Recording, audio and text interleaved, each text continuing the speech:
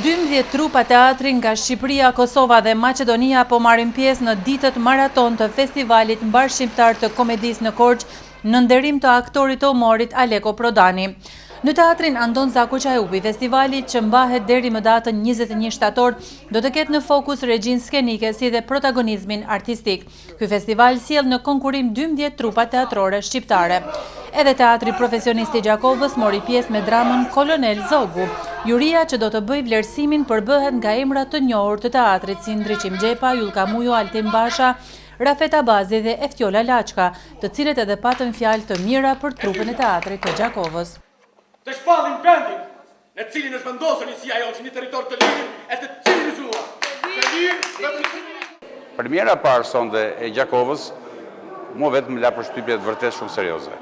Një premier me një mbi të gjitha ndjeva dëshirën, ndjeva grupin, punën në grup, lojën në grup, energji të shprehura bukur, të shprehura sakt nga 700 aktorëve, se kam përshtypje që ishte një trup, në mos gabojmë për 7 aktorësh, 2 femra dhe 5 meshkujt, dhe një energji pozitive vërtet kur jepshin ke njëri tjetrin, jepshin dhe mershin ke njëri tjetri.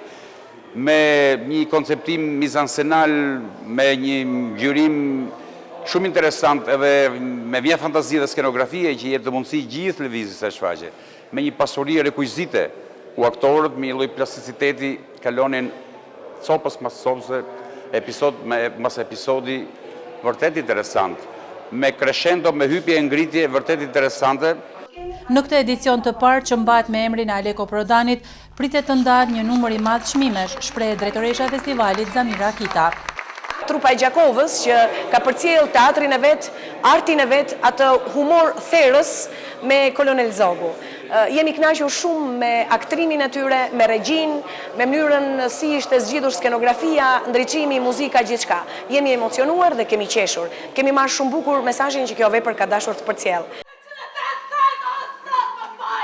Ndërsa aktorët profesionistë të Gjakovës u shprehën të lumtur që patën rastin të jenë pjesë e këtij festivali. Ndihem shumë i privilegjuar dhe ndihem shumë e fat që patëm rastin dhe mundësinë ta hapim këtë festival kaq të rëndësishëm dhe kaq të madh. Gjithashtu ndihem shumë i lumtur sepse do të mbetemi në histori, sepse është edicioni i parë dhe është një festival me të vërtetë që ja vlen shumë. Kolonel Zogu është shfaqje pak më e veçantë se sa shfaqjet tjera. Është dashur punë shumë më e madhe se sa mendojnë është në shfaqje tjera për shkak scenografisë dhe për shkak të gjanave që e ka kjo shfaqje, është dashur punë pak më e madhe, pak më specifike se sa në shfaqje tjera. Edhe më merr mendje që publiku i Korçës edhe juria e kanë pritur shumë mirë. Në moshën shumë të re, po përfaqësoj një rol shumë të madh, Kolonel Zogun, i cili për mua ka qenë një sfidë shumë e madhe se sa po kum përfundu studimet, kum pas rastin me luajt shfaqjen time dytë profesionale. Për Gjakovë ka qenë për mua hera parë që kom luajt, e tash ndihem shumë mirë që po përfaqësoj prapë vendin e lindjes në Korçë, në këtë festival. Të gjitha çmimet e festivalit që pritet të zhvillohen në skenën e teatrit të Korçës do të mbajnë emrin e aktorit të njohur të teatrit dhe humorit Aleko Prodani.